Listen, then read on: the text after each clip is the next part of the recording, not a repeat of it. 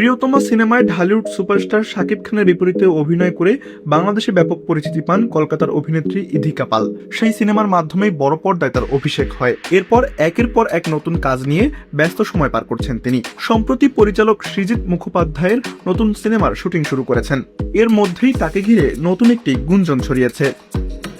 ভারতীয় গণমাধ্যমের খবরে বলা হয়েছে, আসন্ন মহালয়া উপলক্ষে একটি জনপ্রিয় বাংলা টেলিভিশন চ্যানেলের মহিষাসুরমর্দিনী অনুষ্ঠানে দেবী দুর্গার রূপে দেখা যেতে পারে ইধিকাকে।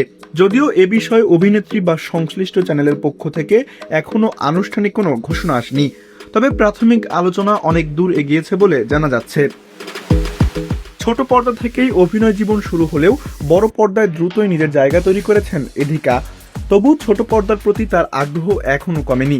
তবে ব্যস্ত শিডিউলের কারণে নিয়মিত ধারাবাহিকে অভিনয়ের সুযোগ নেই বলেই জানা গেছে। এদিকে মহালয়ার সম্ভাব্য আয়োজনের পাশাপাশি সৃজিত মুখোপাধ্যায়ের নতুন সিনেমা এবং দেশু ৭ ছবির একটি গানেও দেখা যাবে ইধিকাকে। যদিও এসব কাজ নিয়ে এখনও প্রকাশ্যে কিছু বলেননি তিনি। শেষ পর্যন্ত মহালয়ার অনুষ্ঠানে সত্যি দেবী দুর্গার রূপে তিনি হাজির হন কিনা সেটি এখন দেখার অপেক্ষা।